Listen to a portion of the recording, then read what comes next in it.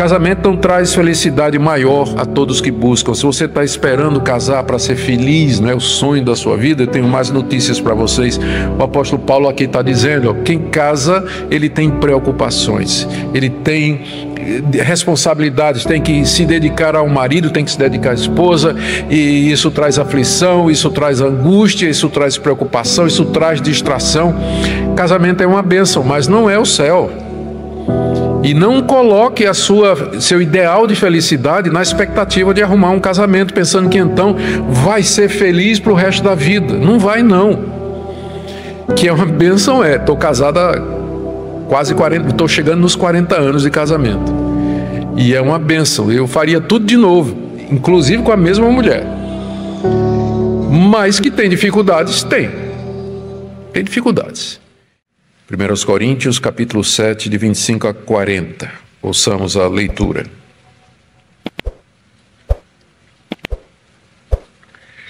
Com respeito às virgens, não tenho mandamento do Senhor, mas dou a minha opinião como alguém que recebeu do Senhor a misericórdia de ser fiel.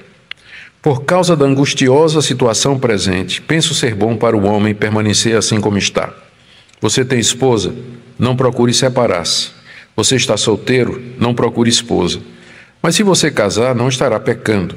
E também se a virgem se casar, não estará pecando. Ainda assim, tais pessoas sofrerão angústia na carne, e eu gostaria de poupar vocês disso. Mas isso digo, irmãos, o tempo se abrevia.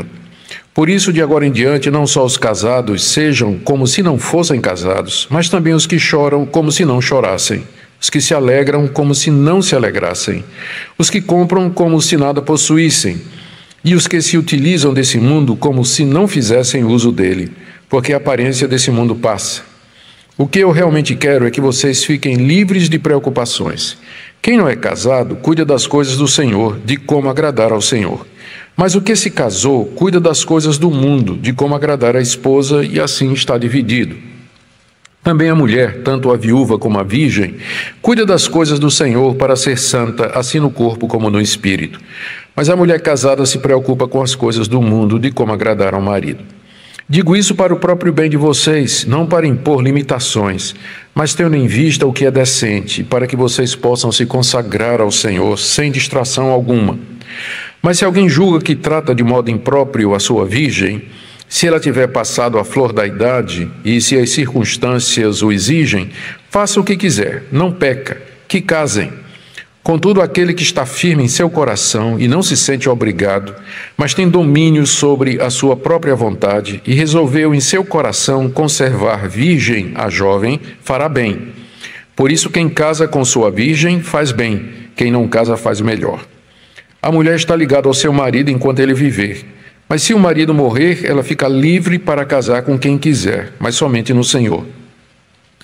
Porém, ela será mais feliz se permanecer viúva, segundo a minha opinião. E eu penso que também eu tenho o Espírito de Deus. Nós estamos diante de uma das passagens mais difíceis da primeira carta aos Coríntios. Os irmãos já sentiram a dificuldade, né? Na própria leitura, tem coisas aqui que a gente não consegue entender porque é que o apóstolo Paulo disse o que ele disse.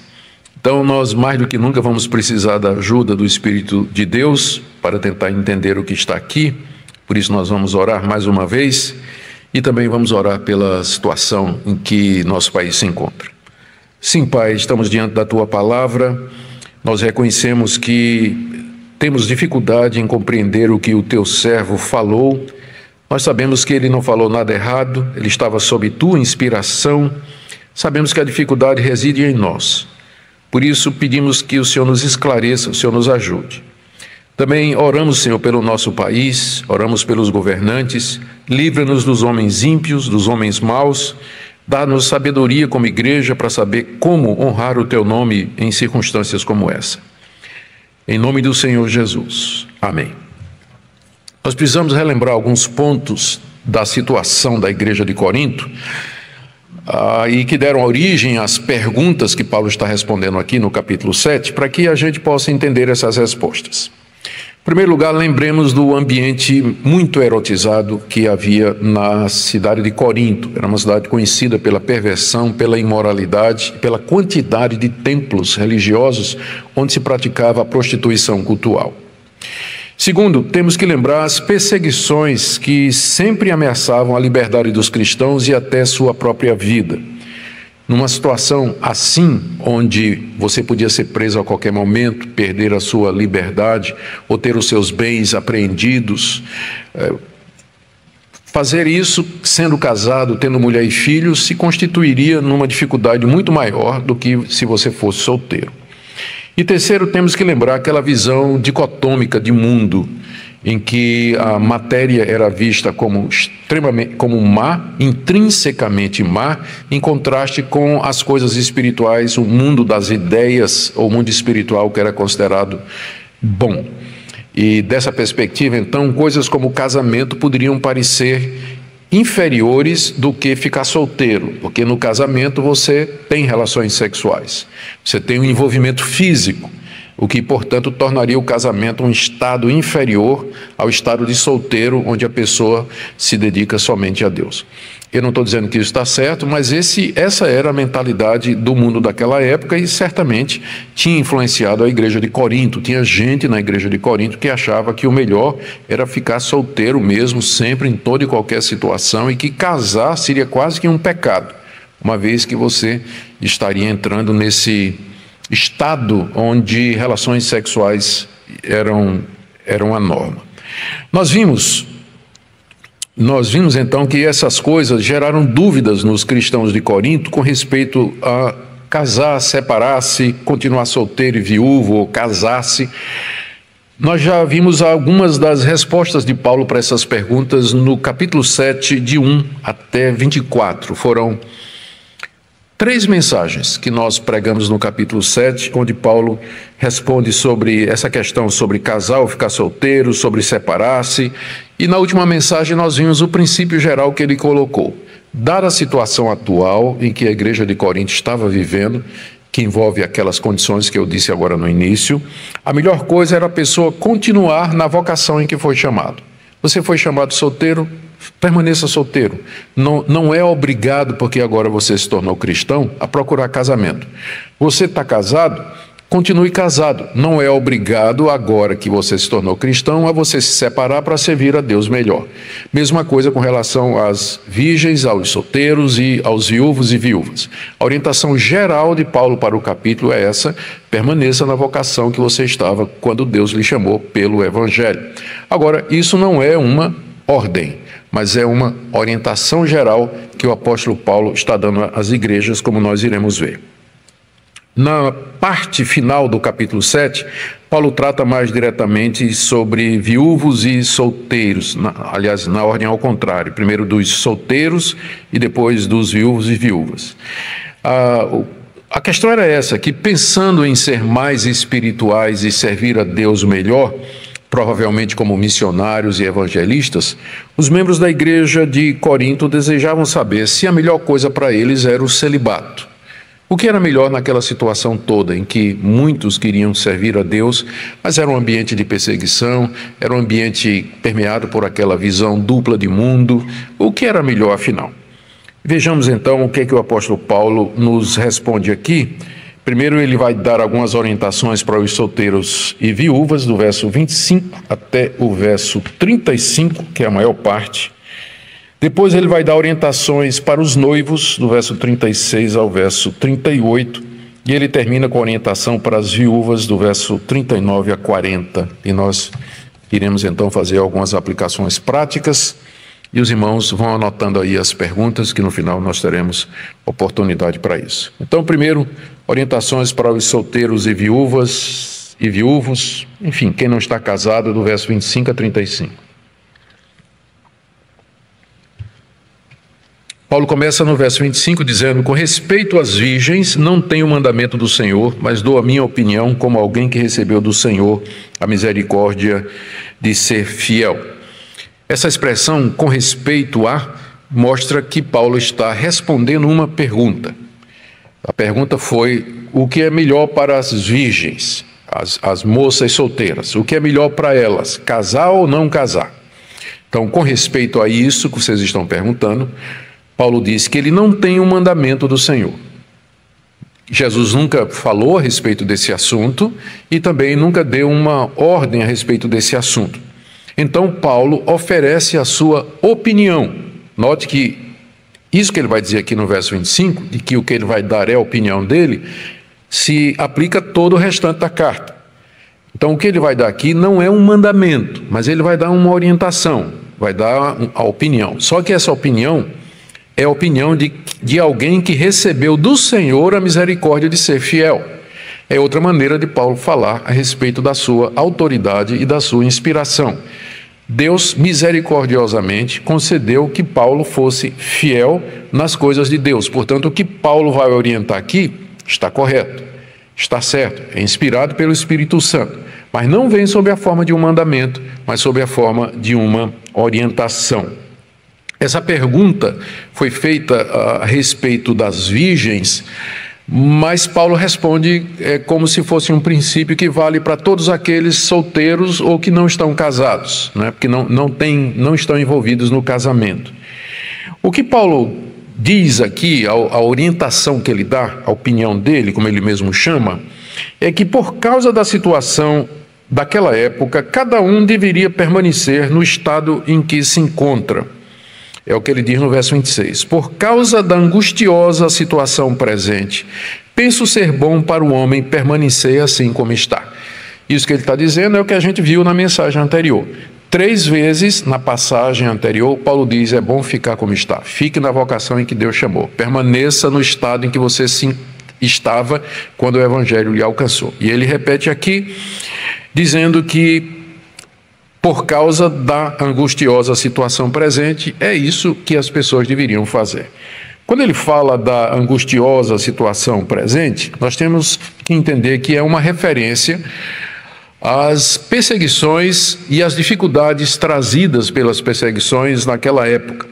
Aquela época era muito difícil para os cristãos, como eu disse, eles podiam ser presos, podiam perder seu emprego e poderiam ser, inclusive, até mortos.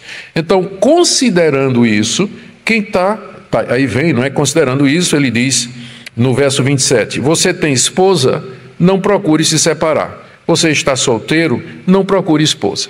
Permaneça na vocação que você está, pensando na angustiosa situação presente. Se você já está casado, então não procure se separar, por mais difícil que seja a situação. Mas se você não tem esposa, e, né, claro, se aplica também para a mulher, não é? Se você não tem marido, não procure casamento diante da angustiosa situação presente que nós estamos vivendo. A angústia essa causada pela perseguição e outras dificuldades daquela época. No verso 29, no verso 28, ele diz o seguinte: mas se você casar, não estará pecando. Percebem? Ele dá a orientação, a opinião dele. Eu acho que é melhor vocês ficarem do jeito que vocês estão, considerando as perseguições. Mas se uma pessoa solteira quiser casar, ela não está pecando. E a gente fica perguntando assim, mas parece uma declaração do óbvio, né? Por que Paulo diria isso? A resposta é que tinha gente na igreja de Corinto que achava que o casamento era um estado inferior e até pecaminoso por conta do relacionamento sexual. Então, Paulo aqui está dizendo, não é pecado casar, não é. Só existem situações em que não é a melhor coisa, como ele está dizendo aqui.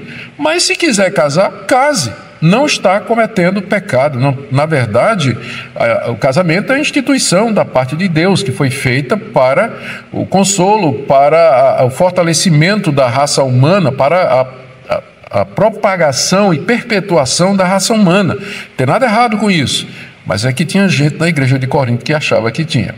É impressionante como tem gente que consegue distorcer as coisas boas que Deus dá. Isso se chama de legalismo, as pessoas considerarem como pecado aquilo que Deus não considera como pecado. E tem muito disso na igreja evangélica, especialmente aquele tipo de legalismo que parece piedoso, né, que parece uma coisa santa, mas que priva o crente de desfrutar das coisas boas da vida, coisas lícitas que Deus nos dá para que a gente desfrute com muita alegria. O legalismo, ele tira a nossa liberdade, a ponto de proibir o casamento, como era aqui o caso de algumas pessoas na igreja na igreja de Corinto. Então ele diz no verso 28, se você casar não está pecando, também se a virgem se casar não estará pecando. Ainda assim, tais pessoas sofrerão angústia na carne e eu gostaria de poupar vocês disso, porque alguém poderia perguntar a Paulo, mas se não peca, por que você está tão assim, favorecendo mais ficar solteiro do que casar?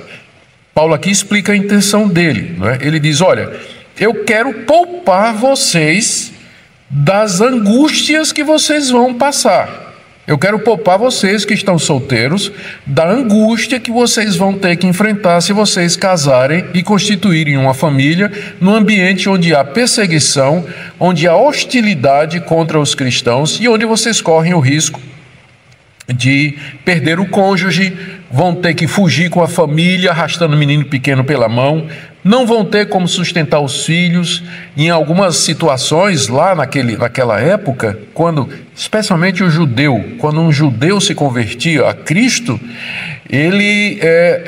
a sinagoga obrigava a mulher dele a divorciar dele.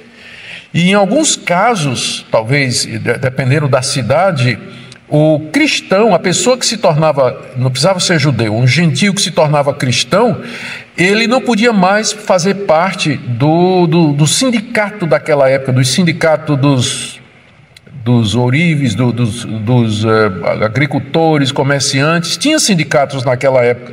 E a gente tem relatos da história da igreja de que muitos cristãos eram desabonados por esse sindicato quando se tornavam cristãos e eles não podiam mais arrumar emprego em lugar nenhum. Havia realmente uma perseguição. Então, nessa situação, Paulo explica por que ele parece estar favorecendo mais o ficar solteiro. Não é que ele é contra o casamento, ele simplesmente quer poupar os solteiros, né, que não estão casados da igreja de Corinto das angústias que eles provavelmente passarão se eles casarem e constituírem família com filhos. Eles deveriam, Paulo avança mais no argumento aqui, eles deveriam deixar a consciência escatológica orientá-los, do verso 29 a 31. Olha o que ele diz aqui, eu digo isso, irmãos, o tempo se abrevia. Por isso, de agora em diante, não só os casados sejam como se não fossem casados, mas também os que choram como se não chorassem, os que se alegram como se não se alegrassem, os que compram como se nada possuíssem, e os que se utilizam desse mundo como se não fizessem uso dele, porque a aparência desse mundo passa. Ele primeiro tinha argumentado a respeito da situação presente, situação de perseguição. Ele agora introduz um outro argumento. O argumento é esse, que o tempo é curto, o tempo se abrevia. Por que o tempo está se abreviando? Porque o Senhor Jesus está voltando e Ele pode vir a qualquer momento. A sua vinda é certa, é iminente e nós não sabemos a hora, o dia em que Ele vem, mas vivemos sempre na expectativa da vinda do Senhor. E essa expectativa de que o tempo aqui nesse mundo é curto, que Ele se abrevia e que o Senhor virá a qualquer momento, deveria nos orientar na nossa atitude para com as coisas do mundo. Por isso, ele diz no verso 29, de agora em diante, não só os casados sejam como se não fossem casados. Temos que entender o que é que Paulo está dizendo. O que ele está dizendo é o seguinte, não pense que o casamento é o estado definitivo e final para você. Casamento faz parte do lado de cada eternidade. É uma realidade que Deus instituiu para o mundo presente. Então não se apegue ao seu cônjuge, à sua esposa, ao seu marido, como se fosse a sua salvação, como se fosse a coisa mais importante da sua vida, porque não é. É a vinda do Senhor Jesus, é o Senhor Jesus que deve ter o primeiro lugar na sua vida, e não o seu marido, não a sua esposa e não os seus filhos. Por isso, quem é casado deve viver como se não fosse, nesse sentido. Paulo não está sendo contra aqui você cumprir suas obrigações maritais, não está sendo contra aqui você viver a vida de casado e fazer as suas responsabilidades. Se você casou, você tem uma série de responsabilidades para cumprir. O que ele está dizendo é que isso não deve ser o número 1 da sua vida. Não deve ser seu marido e sua esposa e seus filhos não devem ocupar o primeiro lugar, mas o Senhor Jesus e a vinda dele, as coisas espirituais. Segunda, ele diz aqui, continuando, no verso 30, mas também os que choram, como se não chorassem. Mais uma vez, ele está dizendo isso. Vocês estão chorando aqui, sofrendo agora nesse mundo com as perseguições, mas sejam como pessoas que não estão chorando, porque o Senhor Jesus está voltando. E quando Ele vier, toda a angústia e todo o sofrimento desse mundo haverá de passar. Mesma coisa, indo na linha inversa, os que se alegram sejam como que não se alegrassem. A alegria que ele está falando aqui é alegria nessas coisas, alegria na família, alegria na esposa, no marido, nas coisas boas desse mundo.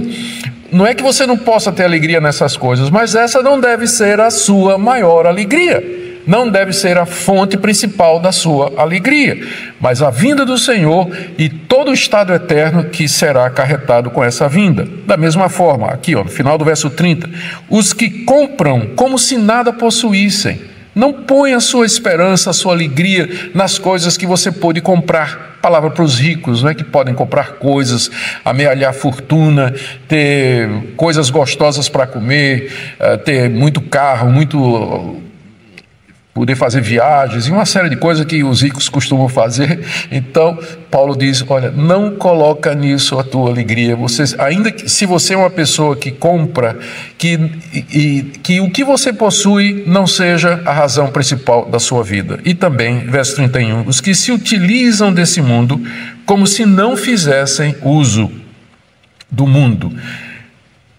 Como se não fizesse uso do mundo. Utilizar o mundo aqui é desfrutar das coisas boas que ele tem. E o mundo tem muitas coisas boas. O mundo aqui não é no sentido negativo, não é?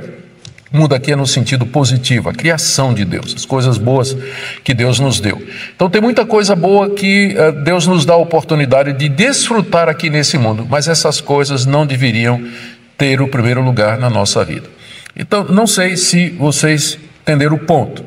O argumento do apóstolo Paulo aqui é o seguinte: por que você quer casar tanto? Por que isso é tão importante para você?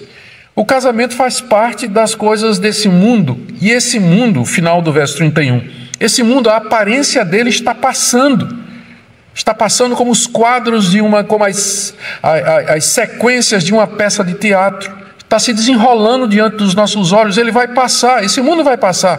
Então, você não deve se apegar a nada aqui desse mundo. Casamento, bens, coisas que lhe dão alegria, coisas que lhe entristecem. Não viva pelo mundo, não viva pela aparência desse mundo, pelas coisas desse mundo, porque o tempo aqui é curto, é breve e o Senhor Jesus está voltando. Então, esse argumento é um argumento escatológico, Quem está pensando em casar, ou quem é casado, ou quem tem bens, deveria pensar assim: isso tudo aqui vai passar breve. O tempo é curto, o Senhor Jesus está chegando, a vinda dele está próxima. Isso tudo aqui vai se desfazer como fumaça, uma nova realidade. O mundo como nós conhecemos, ele vai passar, um mundo novo vai chegar. E nesse mundo novo, estas coisas não terão lugar. Não vai ter casamento, você não vai ser proprietário de bens que são só seus, você só vai ser dono do mundo, que vai ser muito melhor. Vai ser dono do mundo, que é muito melhor. Então, não deixe essas coisas atribular você, angustiar você, ou lhe encher de uma euforia vazia, roubando aquela alegria que deveria ser alegria em Deus e na vinda do Senhor Jesus Cristo. Certo? Essa é a razão pela qual Paulo dá essa posição. Qual a intenção última dele, então, para com os solteiros e viúvas? À luz de tudo isso, do argumento das perseguições, do argumento escatológico, então, qual a intenção última do apóstolo Paulo para com solteiros e viúvas? Está aí do verso 32 até o verso 35. O que eu realmente quero... Veja, ele sentiu necessidade de explicar, para deixar claro. O que eu realmente quero, a minha intenção com as coisas que eu estou dizendo, é que eles ficassem livres de preocupação. Verso 32. Paulo queria que eles ficassem livres de preocupações. Ele diz: quem não é casado, cuida das coisas do Senhor, de como agradar ao Senhor.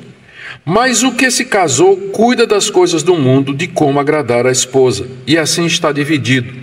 Também a mulher, tanto a viúva como a virgem, cuida das coisas do Senhor para ser santa, assim no corpo como no espírito. mas a mulher casada se preocupa com as coisas do mundo, de como agradar ao seu marido. Digo isso para o próprio bem de vocês, para não impor limitações, mas tendo em vista o que é decente, para que vocês possam se consagrar ao Senhor sem distração alguma. Vamos lá, verso 32.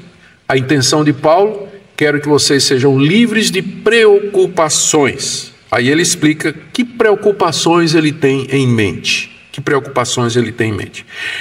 Quem não é casado, cuida das coisas do Senhor, de como agradar o Senhor. É verdade. O estado de solteiro tem uma vantagem sobre o de casado. Quem é solteiro, ele pode se dedicar mais ao trabalho de Deus.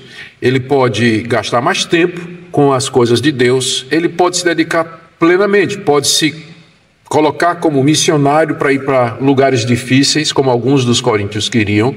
Em épocas de perseguição é mais fácil escapar, você sozinho, do que com uma família. Então havia uma série de vantagens sobre ficar solteiro, e com certeza uma delas é que a pessoa não tem aquelas preocupações que existem no casamento. Então, nesse ponto, o estado de solteiro, para quem pensa se dedicar totalmente ao trabalho de Deus, o estado de solteiro é mais recomendado. E isso tem sido seguido através da história da igreja. A grande força missionária hoje no mundo, a maior parte da força missionária no mundo hoje é feita de mulheres, se vocês não sabiam. E boa parte delas solteiras. Boa parte delas solteiras. E não é assim que elas não arrumaram casamento e resolveram ser missionárias, não é? Muitas delas, eu sei porque eu já dei aula em Instituto Bíblico, já dei aula em seminário, Brasil afora, há 40 anos que eu faço isso, e muitas delas são moças de 18 anos de idade, 19, 20 anos de idade, que já resolveram que elas querem servir a Deus e que era assim que elas queriam fazer. Minha esposa foi a mesma coisa. A Minka é filha de missionários e desde cedo ela colocou no coração que ela queria servir, ia ser missionária entre os índios do Amazonas. Ela chegou inclusive a fazer curso de tradução, fez a Wycliffe, que hoje tem outro nome também em Brasília, um curso de tradutora. E quando eu a conheci, infelizmente desviei uma vocação. Infelizmente, uma missionária a menos no mundo. Ela agora é missionária das cidades grandes, nos centros urbanos. Mas era uma dessas, ela tinha decidido isso adolescente, que ela queria servir a Deus como missionária. Então, sim, quem não é casado, cuida das coisas do Senhor, de como agradar o Senhor, agradar a Deus no trabalho de Deus. Mas, verso 33, o que casou, cuida das coisas do mundo, de como agradar a esposa. Mais uma vez, mundo aqui não está sendo tomado no sentido pejorativo. Ele não está falando aqui de coisas mundanas. Está falando de coisas que pertencem à realidade, das responsabilidades que nós temos aqui nesse mundo. Quem casou, cuida das responsabilidades pertinentes ao estado de casamento, que é parte desse mundo aqui. Você tem que trabalhar para sustentar a família, você tem que atender sua esposa, você tem que cuidar da sua esposa, você tem que criar seus filhos, você tem que dar suporte, você tem que dar ajuda. Então, é claro, uma pessoa que está casada e tem família, ela vai ter bem menos tempo para, por exemplo, o trabalho missionário ou qualquer outro tipo de trabalho que ela queira se dedicar para a obra de Deus. Não quer dizer que uma pessoa casada não possa servir a Deus. Não é isso que Paulo está falando aqui. É claro, pessoas casadas podem servir a Deus e servem a Deus. Quantos homens casados têm um ministério abençoado? Os pastores geralmente são casados, não é? E quantas senhoras, casadas, elas têm ministérios abençoados também. Então, não é que é um empecilho, é apenas uma questão do que é melhor. É só do que é melhor e o que é mais conveniente, e sempre levando em consideração o contexto da igreja de Corinto e do primeiro século, período de perseguição, de dificuldade e tudo mais. E agora o elemento escatológico, a vinda do Senhor Jesus. E aí ele continua, verso 34. E assim está dividido, faz parte do assunto anterior, o homem casado está dividido entre as coisas de Deus e as coisas aqui do casamento. A mesma coisa a mulher, tanto a viúva como a virgem, cuida das coisas do Senhor para ser santa, assim no corpo como no espírito. Essa palavra santa aqui, não é? Mais uma vez, lembra, santo quer dizer separado. E às vezes as nossas traduções, eu não sei por que fizeram assim, porque a palavra santa no nosso vocabulário português, ou santo, ficou com a ideia religiosa, alguém que não tem pecado. Se você for ler assim, está dizendo que a virgem cuida das coisas do Senhor para ser santa. A palavra santa, ela tem o sentido básico de separação. Então, é esse o sentido que Paulo usa aqui. A virgem, ela solteira, cuida das coisas do Senhor para ser separada para Deus, para a obra de Deus. Ela se separa das coisas como, por exemplo, casamento e outras atividades para se dedicar exclusivamente à obra de Deus. Para a gente não cair na mesma armadilha dos crentes de Corinto, de fazer aqui uma hierarquia. Ser solteiro é mais espiritual e casado é menos espiritual. Ser solteiro é mais santo, ser casado não é santo, é mundano. Não é isso aqui que o apóstolo Paulo está dizendo. Tá? Quando ele fala em santo aqui, é ser dedicado, para se dedicar à obra de Deus, assim no corpo como no espírito. Mas a mulher casada se preocupa com as coisas do mundo, de como agradar o marido. Mais uma vez, as suas responsabilidades aqui nesse mundo como dona de casa. O mundo não tem nada negativo ou pejorativo aqui. Como o que Paulo está dizendo pode parecer que ele está... pode parecer uma coisa meio sem sentido, ou até uma coisa muito difícil, ele mais uma vez esclarece as intenções dele. É a terceira vez que ele esclarece as intenções. Por isso que eu disse para vocês, se o próprio apóstolo Paulo, ele achou necessário 3 vezes dizer, olha, o que eu estou dizendo é isso, então quanto mais nós não achamos o texto complicado e difícil, quando o próprio apóstolo, ele mesmo vê a necessidade de se explicar. Verso 35, eu digo isso para o próprio bem de vocês.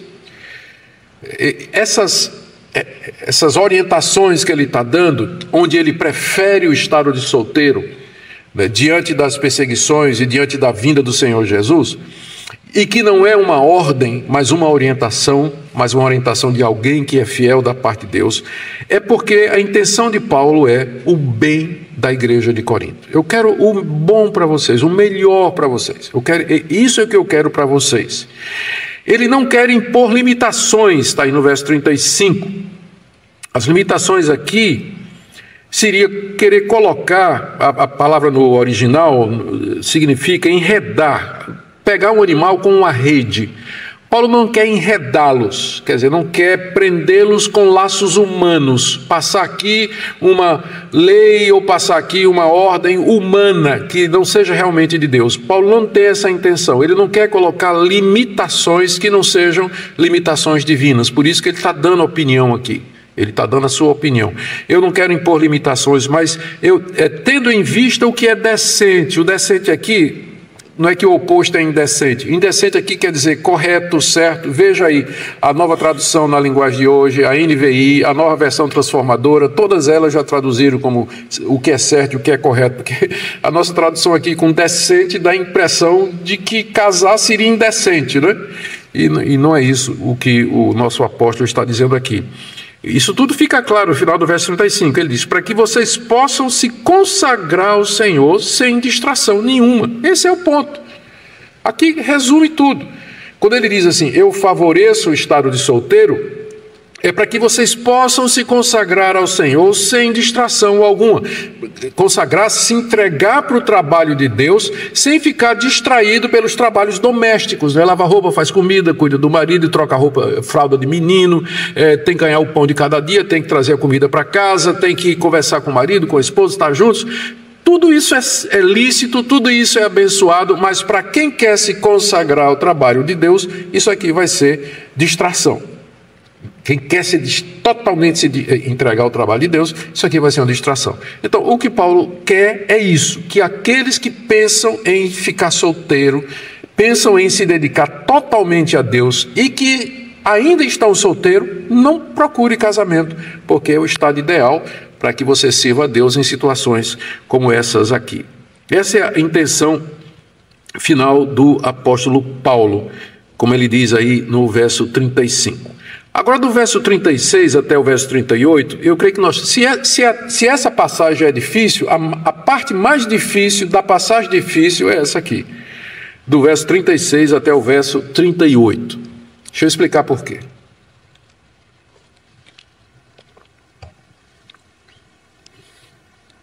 Antes, só lembrar para vocês que os casamentos naquela época eram arranjados, tá certo? Não tinha namoro naquela época. o que provavelmente já aliviava um monte de dor de cabeça para os pastores. Então, o casamento era arranjado.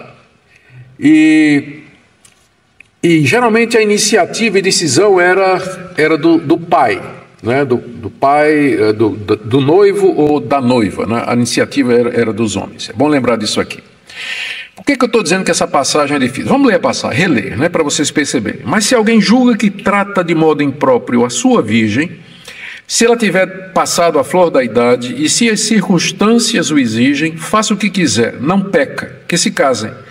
Contudo, aquele que está firme em seu coração e não se sente obrigado, mas tem domínio sobre a sua própria vontade, e resolveu em seu coração conservar virgem a jovem, fará bem. Por isso, quem casa com sua virgem faz bem, quem não casa faz melhor. Muito bem. A dificuldade dessa interpretação está na expressão de Paulo aqui logo no início do verso 36, a sua virgem. Então tem duas possibilidades de interpretação. Ele está se referindo ao rapaz, então a sua virgem seria a sua noiva, ou ele está se referindo ao pai da moça, a sua filha virgem. Então, o complicado é que tem versículos aqui que fazem mais sentido se você entender que está falando do rapaz que está noivo de uma virgem, e a outra parte faz melhor sentido se entender que é o pai da moça virgem que está prometida em casamento a alguém. Então, os coríntios certamente, que fizeram as perguntas, certamente entenderiam a carta sem dificuldade. Só que a gente não tem as perguntas que a igreja de Corinto fez. E, portanto, a gente só pode especular. Bom, exatamente porque a passagem é difícil, então as nossas traduções estão divididas. A Almeida, Revista e Atualizada, que é a versão mais vendida no Brasil, a clássica, ela trata a passagem como se fosse uma moça virgem, debaixo da autoridade do seu pai, como se fosse pai que tem filhas virgens comprometidas. A nossa Almeida atualizada ficou em cima do muro. Ela não desceu nem de um lado, nem desceu do outro, ela ficou em ciminha, simplesmente traduziu a sua virgem, a sua virgem, a sua virgem. Mas virgem de quem? Do pai ou do noivo, né? De quem ela é? De quem ela é? Na nossa Almeida atualizada ficou em cima do muro. Mas a NVI, a nova tradução na linguagem de hoje, a nova versão transformadora, optaram por dizer que é noivos, né? Aqui está falando de noivos. A mesma coisa, aqui é atualmente a melhor tradução em inglês, a English Standard Version, ESV, que está tomando o lugar da King James, já tomou da King James e da NIV nos Estados Unidos. Ela também traduz como se fosse noivos, que é a interpretação que nós vamos adotar aqui, porque nos parece fazer mais sentido. Então, diante disso, Paulo está falando aqui de noivos. E sim, ainda tem mais uma outra possibilidade, né? Que o verso 36 se refira a noivo e que 37 a 38 se refira ao pai. Então, vocês veem como a gente sofre, né? Quando a gente estuda. Então, pior é quando a gente não estuda, né? Mas vamos lá. Primeiro caso, então, né? Seguindo essa linha aqui, vamos lá para o primeiro caso. Primeiro caso, Paulo, no caso que quando Paulo acha que deve se casar.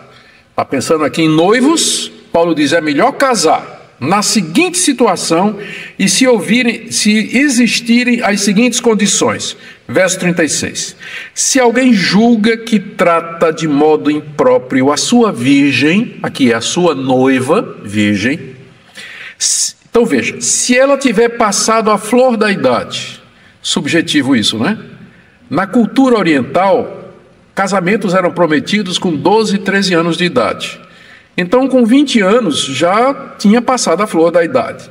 Hoje em dia, 40 anos está razoável, né? Por aí, passou a flor da idade, então tem esperança, irmã. Não desista, não. Né? Mas naquela época era bem mais cedo do que nos dias de hoje. Era bem mais cedo. Então, primeiro, se já tivesse a moça passando da flor da idade.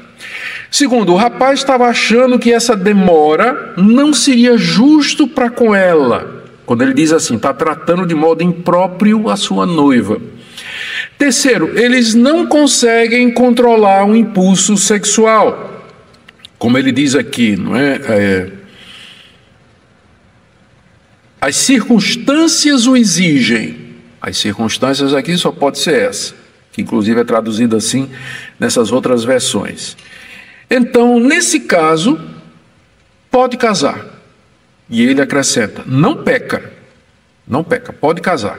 Então, se tiver essas condições, a moça está ficando velha, o namoro está demorando demais, né, para casar. Está prometida, mas né, vai enrolando, a moça está passando da idade.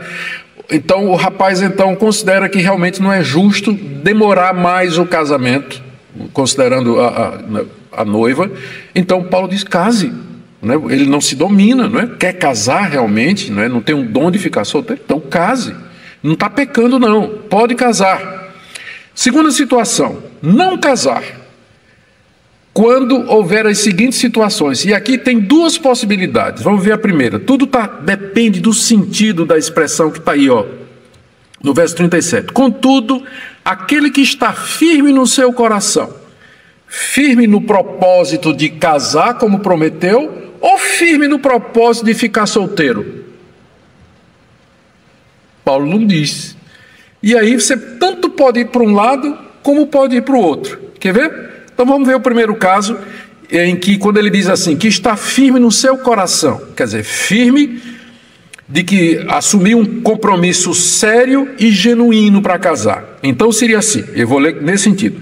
Contudo, aquele que está firme no seu coração quanto ao propósito que fez de casar, né, com relação ao noivado, compromisso que assumiu, e não se sente obrigado a fazer isso agora, mas tem domínio sobre a sua própria vontade, pode esperar, e resolveu em seu coração conservar virgem a jovem por mais tempo,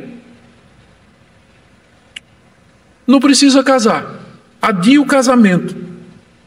Né? Você está com o propósito de casar, está com o propósito de casar. Você, entretanto, não se sente obrigado a casar agora. Você tem domínio sobre a sua vontade. E a moça pode esperar, não está passando a flor da idade? Adia o casamento, não tem problema, não se case, pode adiar o casamento. Pode ser essa a primeira interpretação. A segunda, que eu acho que é a correta, é essa daqui, que quando Paulo diz, aquele que está firme no seu coração, quer dizer, está firme no propósito de ficar solteiro. Mas ele está noivo, ele acabou ficando noivo, mas na verdade agora ele está com o propósito de ficar solteiro. Aquele que está firme no seu coração e não se sente obrigado a cumprir esse compromisso do noivado, e que tem domínio sobre sua própria vontade, o impulso sexual ele domina, porque não é só ficar solteiro, é ficar solteiro e casto, né?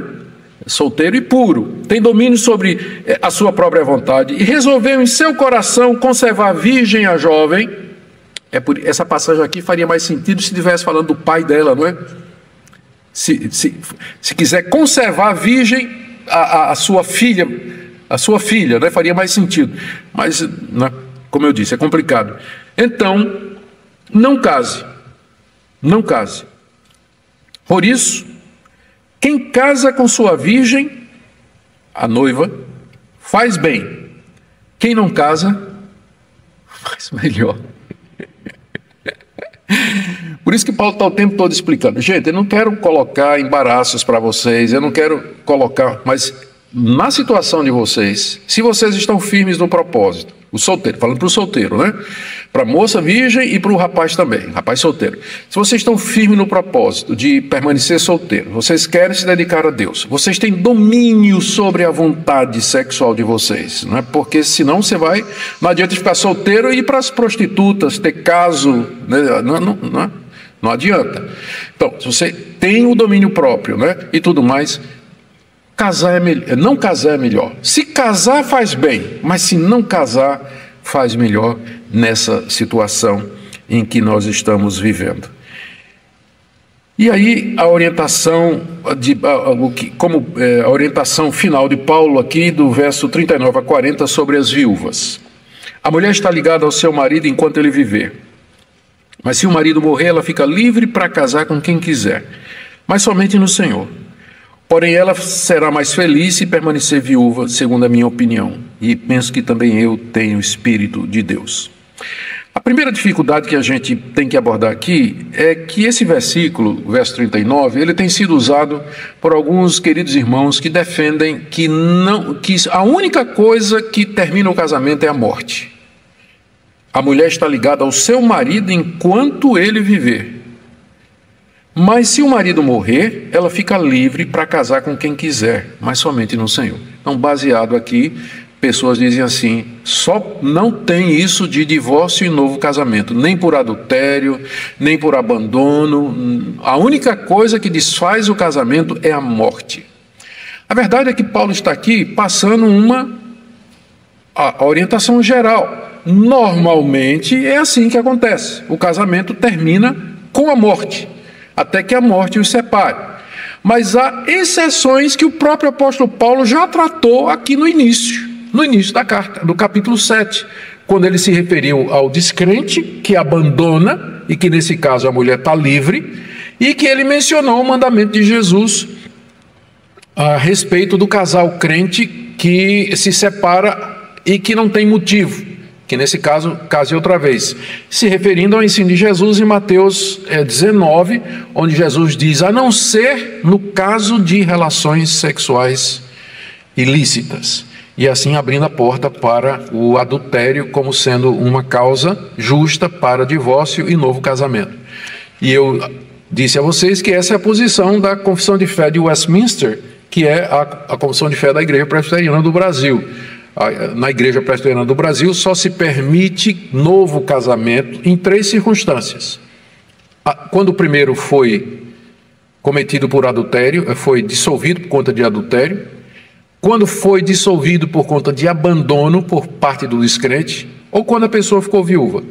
Aí, nesses casos, pode casar outra vez. Mas os irmãos que querem entender que só existe... Não existe essas possibilidades, até que a morte os separe, eu creio que estão colocando um fardo sobre o povo de Deus maior do que aquele que já é essas limitações que foram colocadas pelo próprio apóstolo Paulo. Então, esse versículo 39, ele está falando da condição geral, sem entrar nos detalhes que o próprio Paulo já tratou. Então, a viúva, uma vez que o marido morreu, ela está livre para casar, mas... Paulo faz aqui uma restrição. Ela pode casar somente no Senhor, que quer dizer com alguém que seja crente, com um irmão em Cristo. E aqui Paulo revela com muita clareza qual é a visão dele a respeito de casar com gente que não é crente. Não é? Pode casar de novo, mas desde que seja com alguém que professe a mesma fé, desde que seja no Senhor Jesus Cristo. Entretanto, Paulo volta a reenfatizar seu ponto. A viuvez perpétua pode trazer mais felicidade. Verso 40. Porém, ela será mais feliz se permanecer viúva, dada todas aquelas circunstâncias que eu já falei e não vou repetir. Segundo a minha opinião, mais uma vez, isso aqui não é uma lei. Segundo a minha opinião. E eu penso que eu também tenho o Espírito de Deus. É uma opinião, mas uma opinião inspirada pelo Espírito Santo. Então você faz bem prestar atenção, né? Faz bem prestar atenção. Paulo sabe que ele está falando da parte do Espírito de Deus. E essa é uma das passagens que a gente usa para dizer que os autores bíblicos tinham consciência de que eles estavam escrevendo palavra de Deus, que o que eles estavam escrevendo era da parte de Deus. Eu também tenho o Espírito de Deus. O também aqui é porque a igreja de Corinto achava que era uma igreja espiritual, que tinha o Espírito Santo, e Paulo não tinha. A gente já viu isso nos primeiros 4 capítulos, né, da carta. Então Paulo diz, não é só vocês que têm o Espírito Santo não, é até irônico, né? Não é só vocês que têm o Espírito Santo não, eu também tenho. E é pelo Espírito Santo que eu estou dando a minha opinião. A viúva que quiser ficar solteira, ela vai ser mais feliz de acordo com o que penso. Agora, queridos, sempre isso tem que ser considerado à luz do contexto da igreja de Corinto. Perseguições, aquela dicotomia, as dúvidas que as pessoas tinham, o momento escatológico, a vinda do Senhor Jesus, que era muito mais forte no primeiro século, os cristãos do primeiro século, a igreja do primeiro século, tinha muito mais consciência escatológica que nós temos. E feitas essas ressalvas todas, esse texto então traz aplicações preciosas para nós que eu quero trazer aqui para vocês. A primeira delas é que casamento, embora seja uma instituição divina, ela não é obrigatória para todos. O casamento é uma bênção, quem puder casar, case, mas não devemos pensar que o casamento é para todos. Existe a possibilidade de você ficar solteiro ou solteira e ser feliz e servir a Deus desimpedidamente. Considere essa possibilidade e considere essa possibilidade também para os seus filhos. Antes de você começar a arrumar namorinho, pretendente, né, já arrumar casamento com um amigo, nossos filhos vão casar e tudo. Não precisa se apressar nesse tipo de coisa, porque precipitação e pressão nesse assunto leva a casamentos errados, a escolhas erradas, decisões mal feitas, trazendo depois muita aflição e descambando em divórcio e outros tipos de males que vêm de casamentos arrumados dessa maneira. Segunda coisa, o casamento, está claro aqui pelo que Paulo está falando, é uma instituição divina, não é uma invenção ou convenção humana. Você vê com que maneira Paulo, a abordagem que ele faz do casamento como sendo algo que vem de Deus e que, portanto, tem que ser levado a sério, tem que ser levado muito a sério. Essas decisões têm que ser feitas diante de Deus e com muita seriedade. Terceiro, casamento não traz felicidade maior a todos que buscam. Se você está esperando casar para ser feliz, não é o sonho da sua vida, eu tenho mais notícias para vocês. O apóstolo Paulo aqui está dizendo, quem casa, ele tem preocupações, ele tem responsabilidades, tem que se dedicar ao marido, tem que se dedicar à esposa, e isso traz aflição, isso traz angústia, isso traz preocupação, isso traz distração. Casamento é uma bênção, mas não é o céu. E não coloque seu ideal de felicidade na expectativa de arrumar um casamento, pensando que então vai ser feliz para o resto da vida. Não vai, não. Que é uma bênção, estou casada quase 40, estou chegando nos 40 anos de casamento. E é uma bênção, eu faria tudo de novo, inclusive com a mesma mulher. Mas que tem dificuldades, tem dificuldades. Então não pensa que é o céu sobre a terra. Também em terceiro lugar, quarto, os casados estão obrigados a atender às necessidades do cônjuge. Ficou claro aqui, não é? Paulo dizendo o tempo todo, quem casa tem que cuidar do seu cônjuge e cuidar da família. Então pense bem, isso envolve ajuda mútua, relacionamento sexual, companheirismo, fazer sua parte, lavar louça, que é a pior parte do casamento, lavar roupa, cuidar, limpar a casa, criar os filhos. Com certeza você não vai ter tanto tempo para se dedicar à obra de Deus. Com certeza, se você quer servir a Deus integralmente, o estado de solteiro é melhor. Mas com certeza você não poderá se dedicar tanto a Deus, se for casado. Mas o que não quer dizer que você também não possa. Então, em resumo, gente, que Deus dê sabedoria para vocês, que Deus dê discernimento, aqueles que são solteiros, solteiras, viúvos, viúvas, divorciados, estão sós, que Deus oriente e guie vocês. Não pense que casamento é a salvação do estado de vocês, mas se Deus der a oportunidade, pode casar, com isso não peca, E vamos orar pelos nossos jovens, não é? Para que Deus abençoe nas decisões que eles vão tomar. Amém? Vamos orar mais uma vez. Aplica, Senhor, essa palavra ao nosso coração, trazendo encorajamento, correção, ensino, iluminação.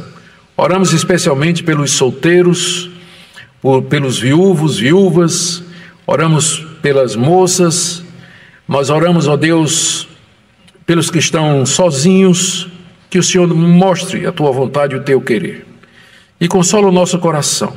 Oro pelos casados, para que cumpram as suas responsabilidades. E por todos, para que Te sirvam de todo o coração dentro das limitações. É o que nós pedimos, em nome de Jesus. Amém. Muito bem, gente, vou pedir ajuda aí dos diáconos com o microfone. Antes de abrir para a pergunta, eu quero apresentar uns livros.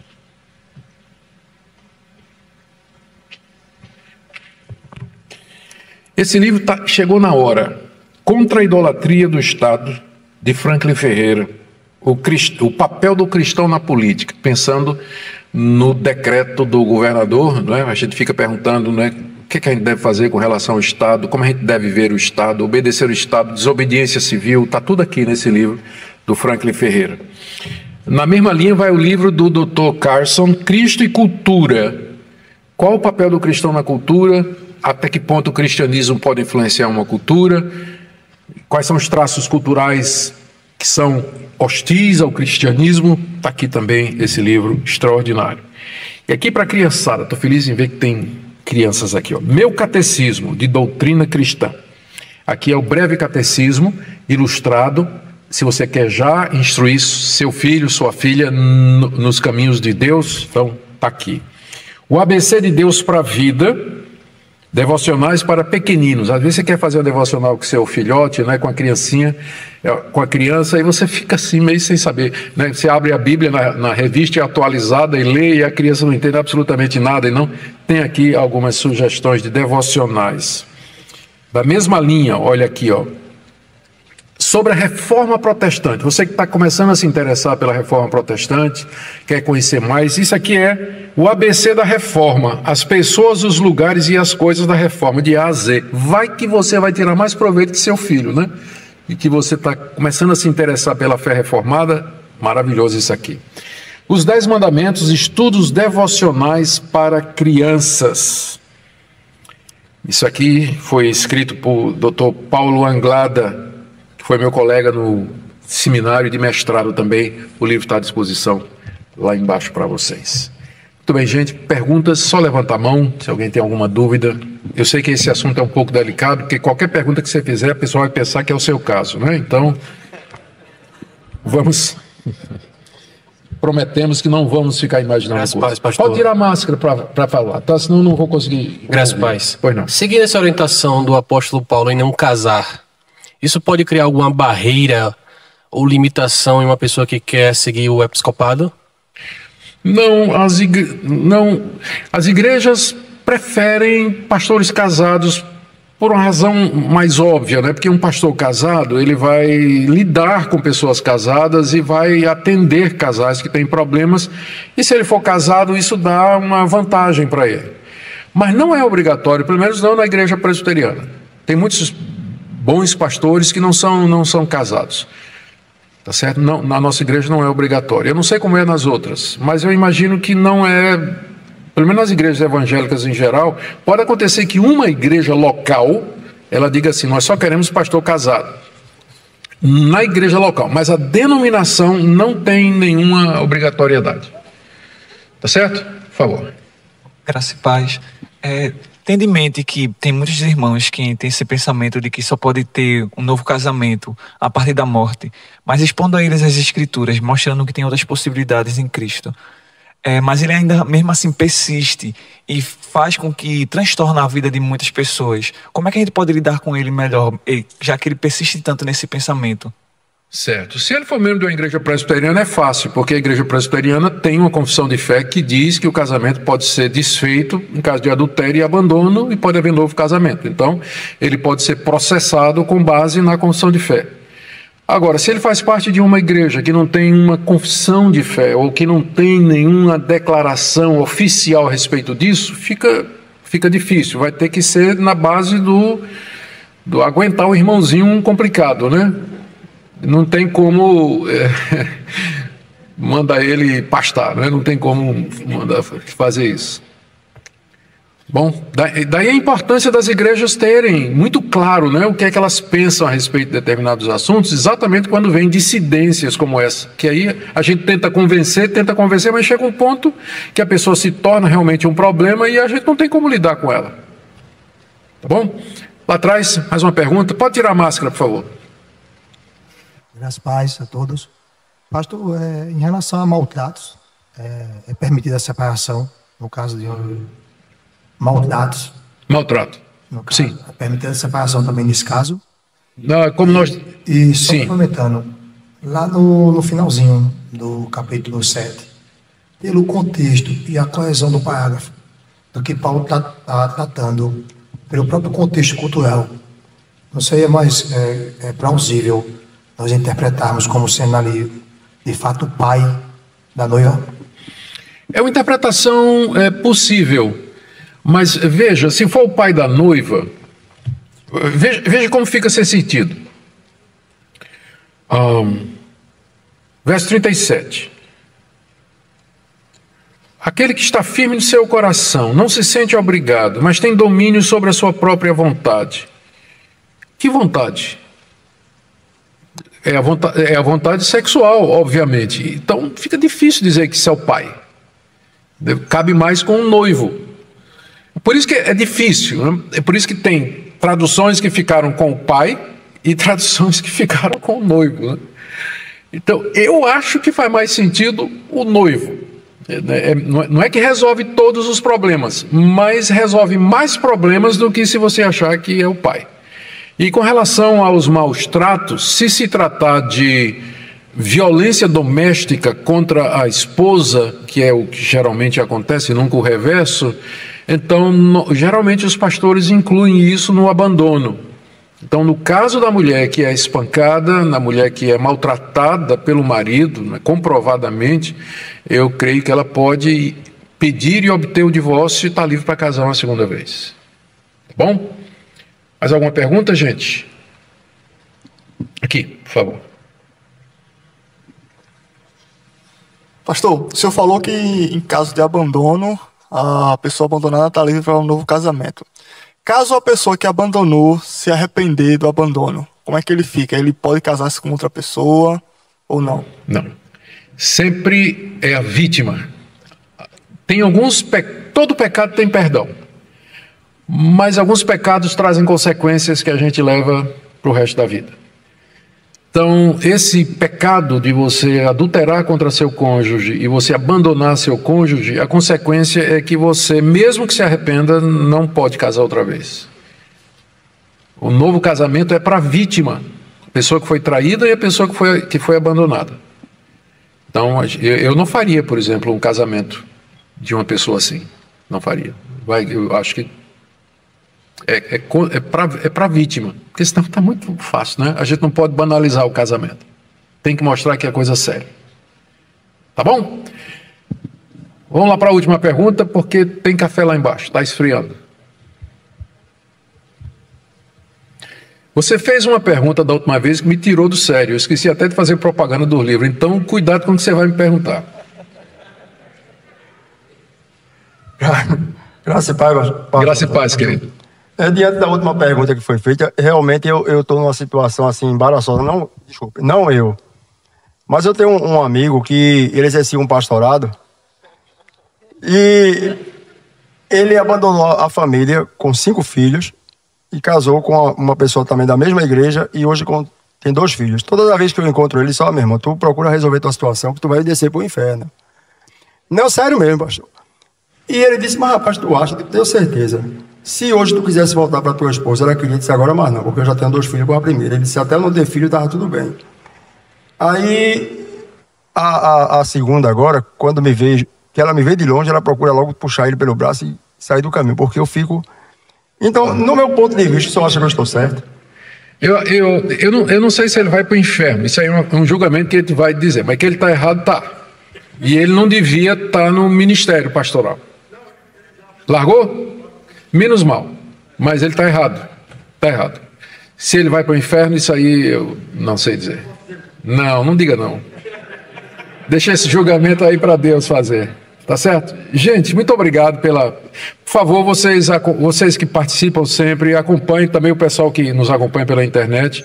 Vocês aguardem no site da nossa igreja, da Primeira Igreja Presbiteriana, nas minhas redes sociais, a gente vai dizer como vai ser na próxima segunda-feira, segundo as Escrituras, tá bom? Vão em paz, Deus abençoe a todos.